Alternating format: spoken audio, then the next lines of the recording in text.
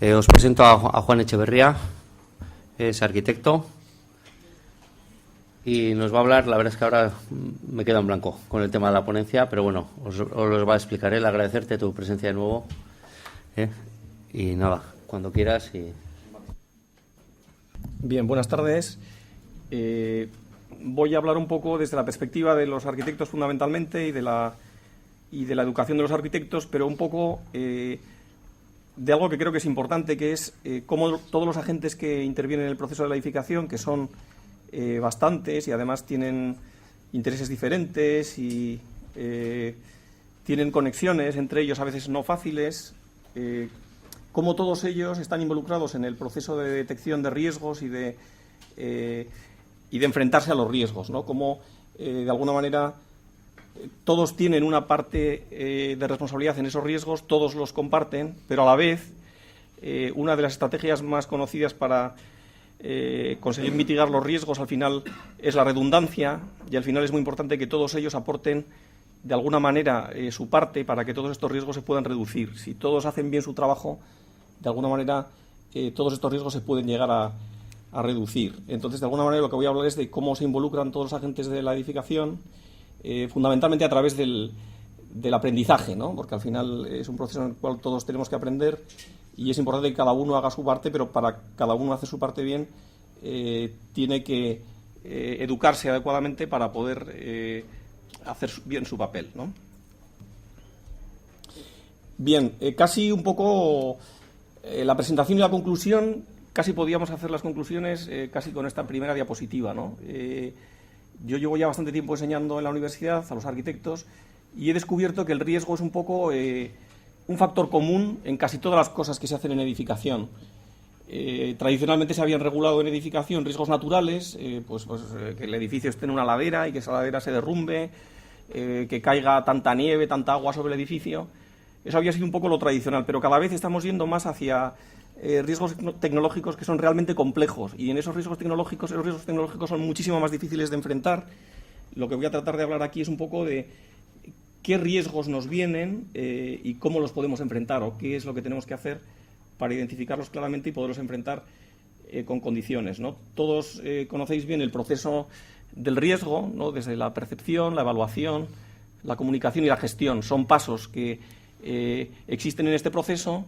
Digamos que todos son importantes porque no solamente a veces pensamos, no, vamos a identificar los riesgos y pensamos que con identificar los riesgos ya está todo hecho, o con evaluarlos, ¿no? Pero, por ejemplo, todo lo que tiene que ver con la comunicación de los riesgos, con cómo esos riesgos son percibidos por la sociedad o cómo los riesgos son percibidos por los diferentes agentes, es casi tan importante como la primera fase de este proceso de riesgos. Y, por supuesto, la gestión, ¿no? Una vez que todo eso está completado, cómo eso se puede enfrentar de una manera razonable. Bien, hablábamos de los riesgos naturales. He puesto ahí relativamente sencillo enfrentarlos. No quiere decir que ponga ahí que sean relativamente sencillos, no quiere decir que sean despreciables, ni mucho menos, pero de alguna manera sabemos cómo hacerlo, ¿no? Tenemos, digamos, unos sistemas para hacerlo, pues a través de la cuantificación de los periodos de retorno, de los coeficientes de seguridad, podemos prever lo que nos puede pasar en los edificios, y eso es relativamente sencillo de enfrentar. Digo relativamente sencillo sin decir que sea tan evidente, ¿no? Porque además lo vemos con frecuencia incluso en nuestro entorno. De repente vemos unas cantidades de agua, unos vientos impresionantes que no habíamos visto, ¿no? También la meteorología está cambiando, hay muchos aspectos de los riesgos naturales que están cambiando, y no quiere decir que sea un aspecto despreciable ni mucho menos, pero me voy a referir más a otro tipo de riesgos, que son los riesgos tecnológicos, ¿no? Bien, sigo aquí con los riesgos naturales, lo que he dicho, ¿no? Es relativamente sencillo enfrentarlos, con periodos de retorno, coeficientes de seguridad. Digamos que matemáticamente se puede hacer. ¿Qué es lo que pasa con los riesgos tecnológicos? Pues que pueden ser muchísimo más complejos y son los que tendremos que enfrentar en el futuro.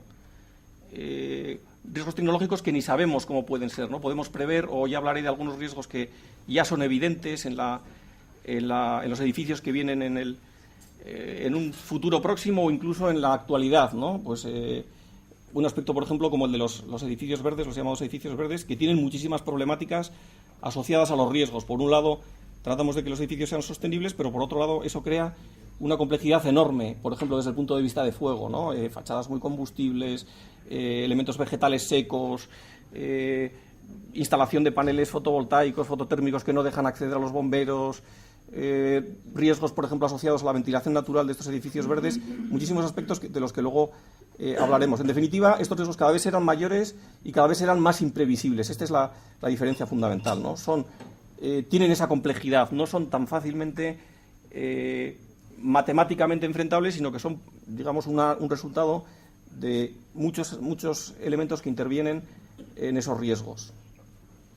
Por lo tanto, en el futuro, o en el presente ya, será necesario identificarlos bien, evaluarlos, comunicarlos y gestionarlos, lo que hemos visto en el proceso de riesgos. Bueno, como hemos comentado, por ejemplo, uno de los riesgos que enfrentaremos ya es este, ¿no? El de los edificios verdes. Por ejemplo, en esto el año pasado yo participé en un proyecto de investigación financiado por la NFPA, la National Fire Protection Association, en los Estados Unidos, para identificar cuáles eran estos elementos de los edificios verdes que hacían que estos edificios verdes fueran incompatibles con ciertos aspectos, pues, por ejemplo, de fuego, ¿no? Todo lo que hemos comentado de fachadas combustibles, elementos de ventilación natural, elementos que forran las fachadas y que hacen inaccesibles los edificios. Si tenéis algún dato, por ejemplo, ya ha habido bastantes incendios muy importantes, fundamentalmente en Asia, de rascacielos enteros que han ardido por tener este tipo de arquitectura, ¿no? O sea que es un tipo de amenaza que es evidente que está aquí, a la vuelta de la esquina. No solamente en lo que se refiere a fuego, sino todo lo que tiene que ver con la calidad del aire, con la conservación de los materiales o otros aspectos. Bien, cosas como estas, ¿no? Ya sabéis que en España, por ejemplo, la regulación de arquitectura la regulación de edificación hace mucho énfasis en la seguridad de las personas, pero no hace, por ejemplo, énfasis en otros aspectos que son absolutamente intolerables, ¿no? Algo como que un edificio como el Windsor se pueda quemar en el centro de una ciudad y que haya que tirarlo desde el punto de vista, por ejemplo, de sostenibilidad es absolutamente imposible, o sea, es inaceptable desde todos los puntos de vista, ¿no? Por emisiones, por la cantidad de escombros que genera, por la paralización de la ciudad, en fin, por un montón de aspectos. Es algo que realmente no debería poder pasar en un país como el nuestro. Bien, ¿qué es lo que pasa con estos riesgos? Con estos riesgos que denominamos riesgos que no son naturales, que son artificiales o que son riesgos tecnológicos, ¿no? De alguna manera, cuando tenemos algo como un incendio, pues tenemos una síntesis de cosas, una síntesis de elementos que intervienen allí, que hacen mucho más difícil, es una conjunción de factores que hace mucho más difícil prever cómo eso se puede atajar. En el caso, por ejemplo, del fuego, yo siempre suelo decir que es como, o sea, saber qué va a pasar en un edificio ante un incendio es como acertar la quíntuple gemela de los caballos, ¿no? Es imposible saber en esa intersección de círculos entre los factores humanos, los factores del fuego y los factores del edificio, saber cómo eso se va a interconectar y saber qué va a pasar ahí al final es prácticamente imposible. Por eso digo que, por ejemplo, estos riesgos son muchísimo más difíciles de enfrentar que los riesgos naturales, ¿no? Al final, el riesgo natural es un problema de cuantificación, sabemos dónde tenemos que poner el rasero y nos podemos equivocar allí. Por ejemplo, cuando ocurrió el terremoto de la central de Fukushima, pues los japoneses tenían muy claramente establecido su nivel, tuvieron un riesgo que desbordó ese nivel, pero de alguna manera el riesgo estaba claramente identificado y el problema fue poner el nivel en un sitio en el que luego resultó insuficiente, ¿no? Pero aquí en estos riesgos eso es mucho más difícil de prever. Bien, bueno, esto es algo muy sensible que todos también conocéis, ¿no? Algo parecido a lo que pasó aquí el día de Año Nuevo, ¿no? El hecho de nadie pensaba que un fuego artificial o lo que sea, tampoco voy a entrar en detalles de lo que pasó allí, pero evidentemente eso acabó afectando a un edificio, a unos vecinos, con unas consecuencias realmente dramáticas para las personas que lo sufrieron, ¿no? Para las personas que lo sufrieron y para todos los que intervinieron allí, pero de alguna manera era un riesgo que no estaba previsto, ¿no? De alguna manera, además, todos sabéis que el mismo día que ocurrió eso, pues lo que estaba previsto era este cartel que estaba muy bien puesto en todas las calles del País Vasco, que era el riesgo que se preveía para ese día, que era un Madrid Arena. En definitiva, lo que estaba previsto era un espectáculo masivo de gente joven en el cual pues hubiera problemas de aforo, y ese era el riesgo esperado para ese día, y sin embargo tuvimos un riesgo que no tuvo nada que ver con ese, aunque desde luego este es un riesgo evidentemente también muy a tener en cuenta en el futuro cada vez más. O este incendio, por ejemplo, ¿no?, que se ocasionó también este año en esa casa rural en Tordómar, que casi si la vemos parece casi de película de Hitchcock, ¿no? Una casa en la que casi no hay efectos del incendio, casi un poquito de humo residual causado por un sofá, por elementos combustibles que producen un humo súper tóxico, y casi sin fuego se produce el envenenamiento de una familia entera. Bien, todos conocéis bastante bien lo que pasó allí.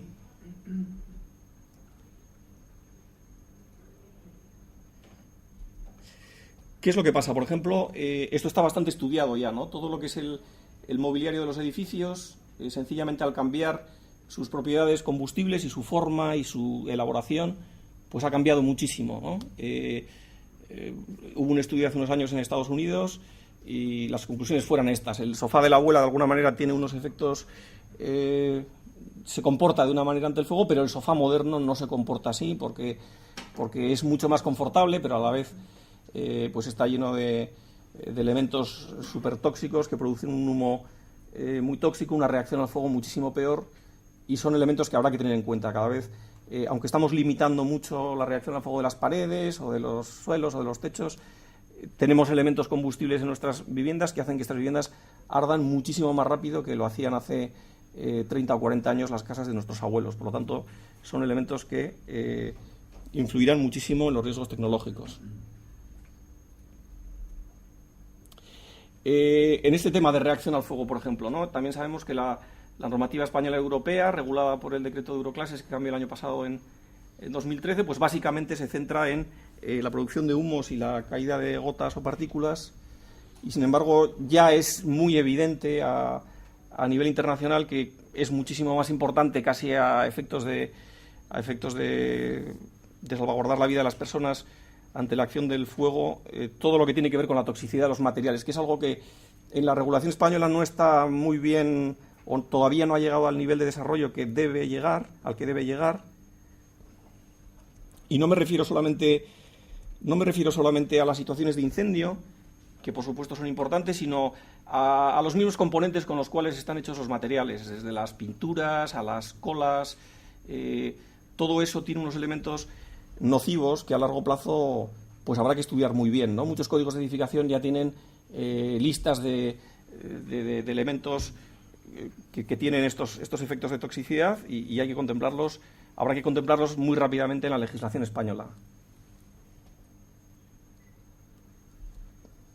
Bien, otro aspecto muy importante en la percepción de estos riesgos y en la asunción de estos riesgos a medio plazo es el envejecimiento de la población va a ser un aspecto clave en todos estos riesgos que se relacionan con la edificación, porque vamos a tener unos sujetos de los riesgos que van a ser muchísimo más sensibles ante cualquiera de los riesgos que se produzcan allí.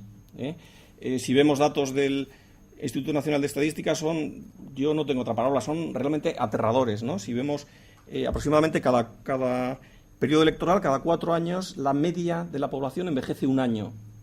Quiere decir que es muy fácil hacerse a la idea de cuál va a ser la pirámide de población en los años sucesivos, ¿no? En 2030, 2040, 2050, y realmente nos vamos a encontrar con una población no envejecida, muy envejecida, y eso va a influir en todo, en la forma de los edificios, en la forma de vivir, en la forma de afrontar las emergencias, en la forma de todo. Va a ser un aspecto fundamental.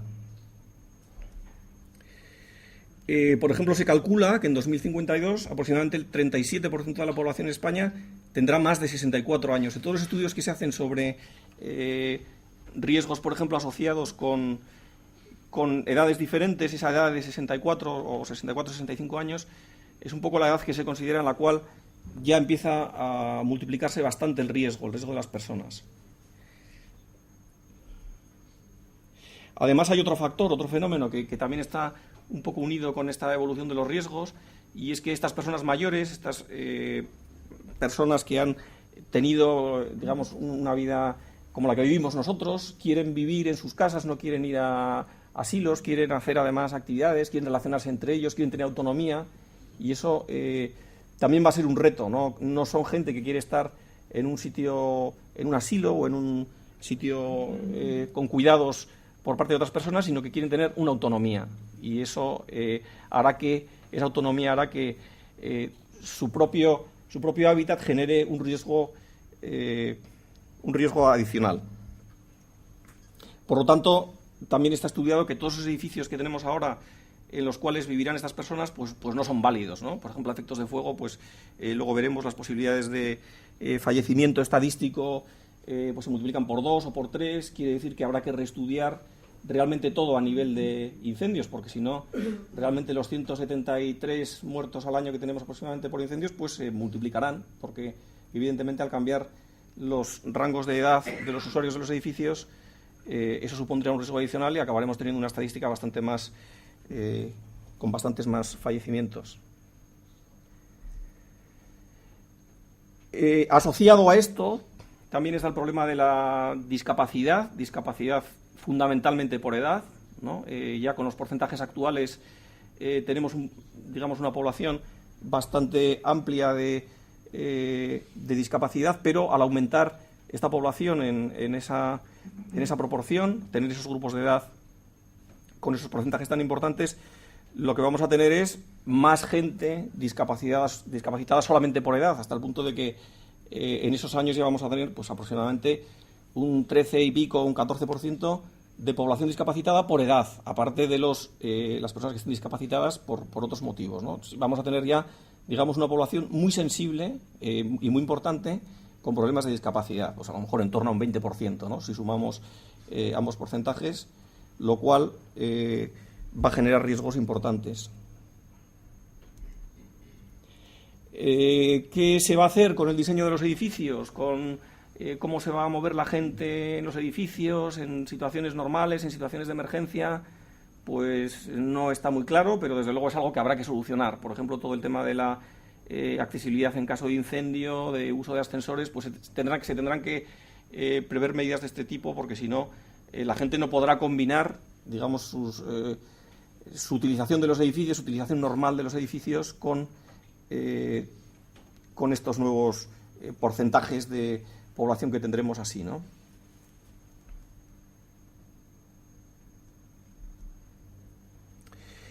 Bueno, estas son estadísticas de la NFPA de riesgos de incendios. Aproximadamente el riesgo de incendios en rangos de edad a partir de 65 años se multiplican por 2 respecto a la población, digamos, al rango común de población. A partir de 75 años se multiplica por 3 y a partir de 85 años por 4, ¿no? Pues no es muy difícil hacerse una idea de lo que va a pasar cuando estos grupos de edad sean muy importantes y el riesgo aumente en esa proporción. Esto que hablamos de incendios, pero hablamos lo mismo de calidad del aire, de calidad del agua, de todos los aspectos que se tendrán que implementar en los edificios y que harán que estos grupos de mayor riesgo pues lo sufran en mayor medida, ¿no? Estos son algunas estadísticas, por ejemplo, de cómo afecta la calidad del aire a personas de edad más avanzada y siempre aparecen factores de riesgo que están por encima de la media.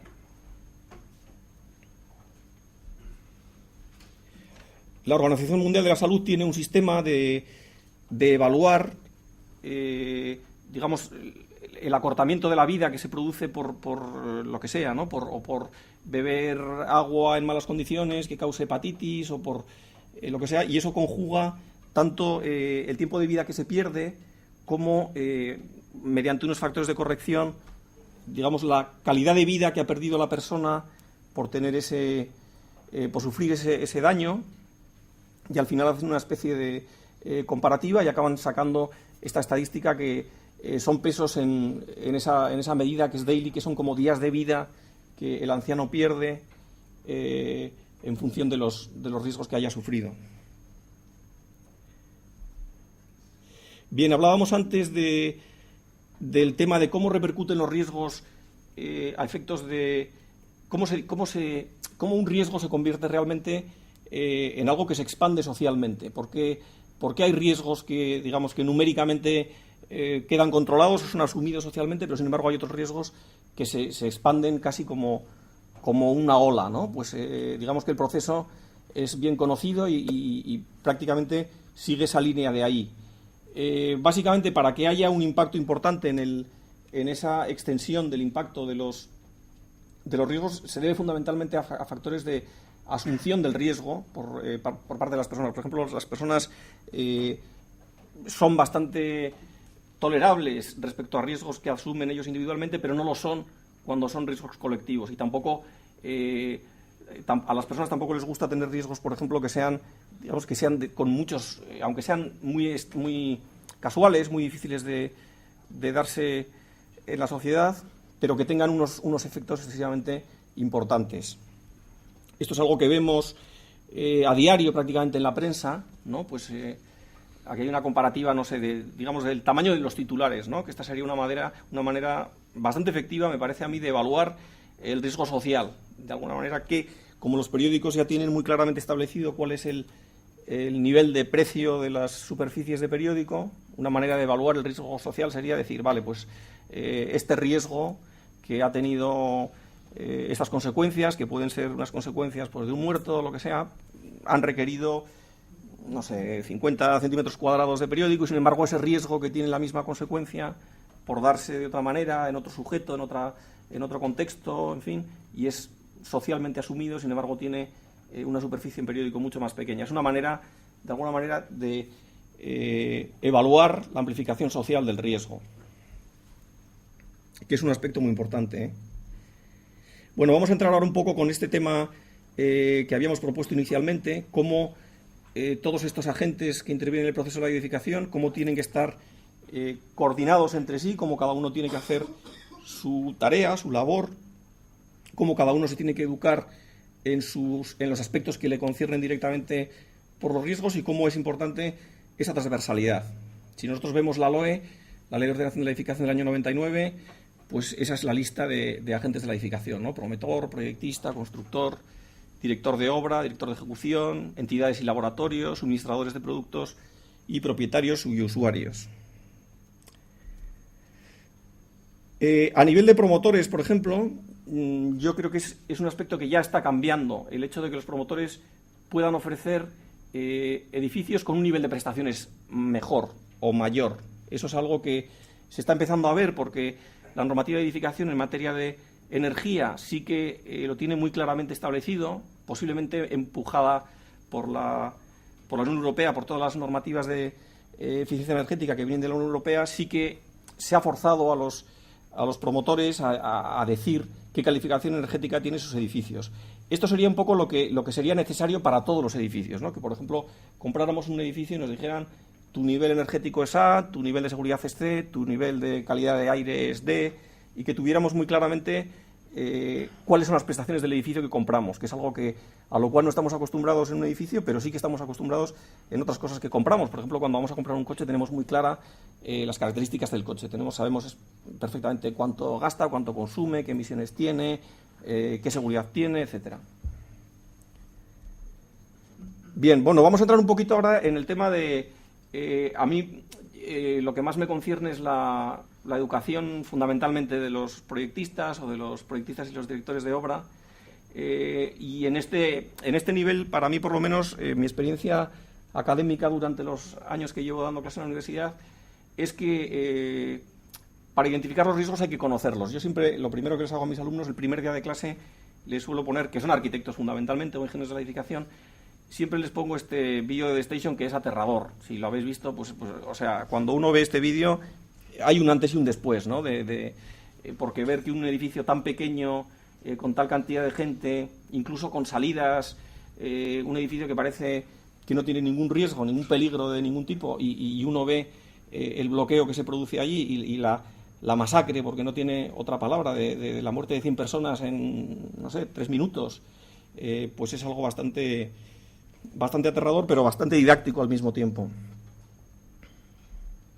Bien, desde hace unos años en la universidad solemos hacer siempre algunos programas de innovación educativa donde tratamos de ver, yo desde hace unos años ya trato de enseñar a mis alumnos casi todos los aspectos de la edificación a través del riesgo, ¿no? Entonces, he traído un par de programas o proyectos de innovación educativa que hemos hecho en la Universidad de Navarra.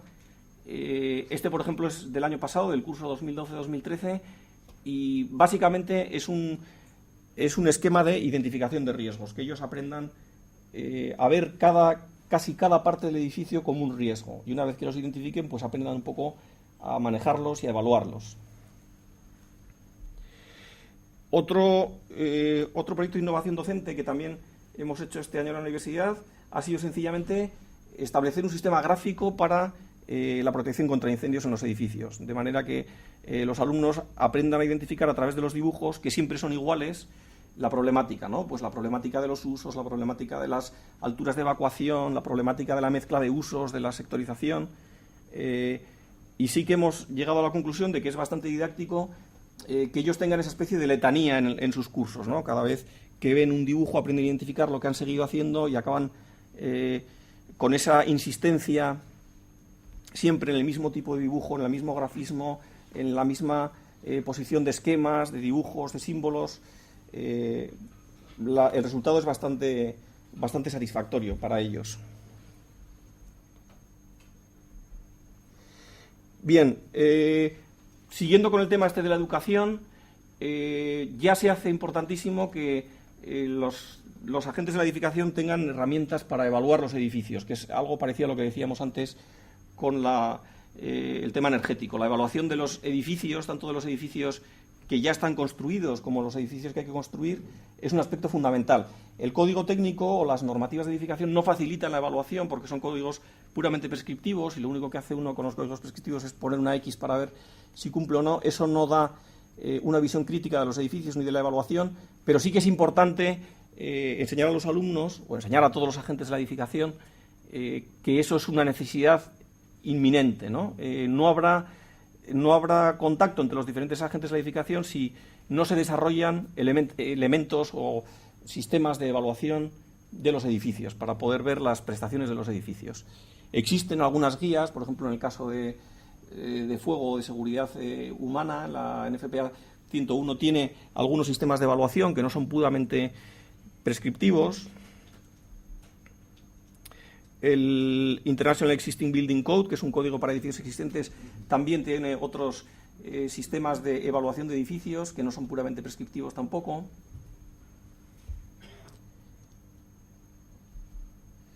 Que lo que hacen es manejar parámetros, de manera que con esa conjunción de parámetros uno lo que puede llegar es a la conclusión de que un edificio es suficientemente seguro, si a lo mejor no cumple todos los parámetros al 100%, pero sí que cumple una mezcla de parámetros que permiten considerar que ese edificio es suficientemente seguro, aunque no sea el 100%, ¿no? Bien porque en un aspecto a lo mejor cumple más de lo realmente requerido como mínimo, o bien porque algunos parámetros son más importantes que otros. Bien, estas son hojas de evaluación de esos códigos. Vamos a pasar ahora un poco al tema de los constructores, directores de obra y directores de ejecución de la obra, oficinas de control, etcétera. Aquí hay un aspecto clave y es sí que es gente que tiene una tarea que hacer y la tiene que hacer bien. Yo la experiencia que tengo es que desde que se ha aprobado el código técnico no todo el mundo hace bien las cosas a nivel de ejecución, bien porque antes, por ejemplo, he estado comentando con Fernando Larrañaga y parece que los diferentes agentes de edificación lo único que quieren es cada uno quitarse la pelota de en medio, pero nadie trabaja un poco de forma transversal y muchas veces hay bastantes problemas en la puesta en obra de los productos, ¿no? Bien porque los certificados no son correctos, porque algunos fabricantes no tienen sus cosas bien hechas, porque, en fin, puede haber diferentes tipos de problemáticas, pero es importante que esto se haga bien. O sea que es algo también que la gente tiene que tener conciencia y la gente tendrá que estar suficientemente educada para que esto funcione bien. En el lado de los fabricantes de productos, por supuesto, son otro agente importantísimo.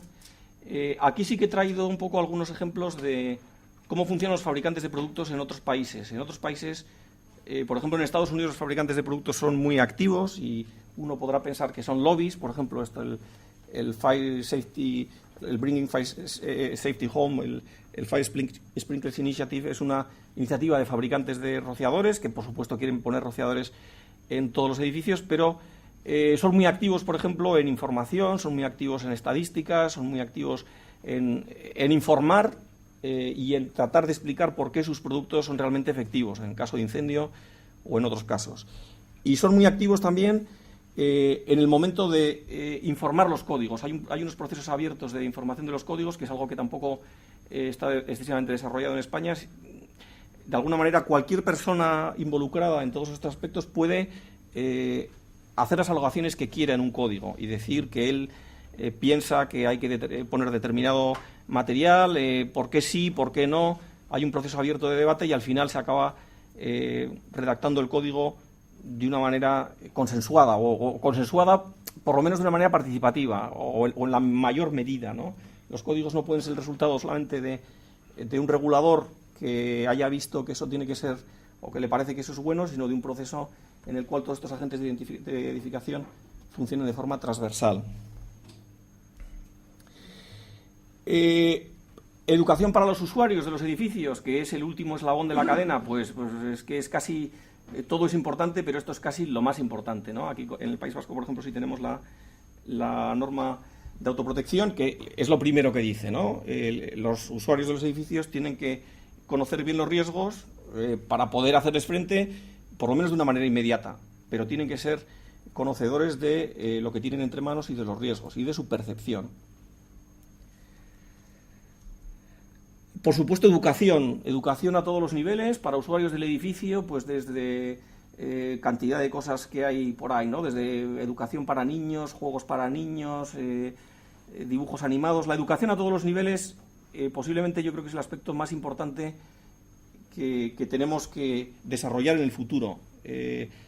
Insisto, educación para usuarios, educación para todos. La conclusión un poco de lo que he hablado es que no hay otro camino para hacer bien las cosas. Si nosotros queremos ejercer esa redundancia en los riesgos, si queremos que esos riesgos se reduzcan, si queremos que esos riesgos se conozcan y se enfrenten de forma adecuada, la redundancia consistirá en que todos estemos bien educados, que cada uno hagamos un poquito mejor nuestro trabajo. Si cada uno hacemos un poquito mejor nuestro trabajo, al final, al cruzar todas esas medidas, todas esas acciones, todo ese conocimiento, conseguiremos de alguna manera reducir o mitigar o enfrentar esos riesgos tecnológicos que están a la vuelta de la esquina de una manera adecuada. Y eso es todo. Gracias.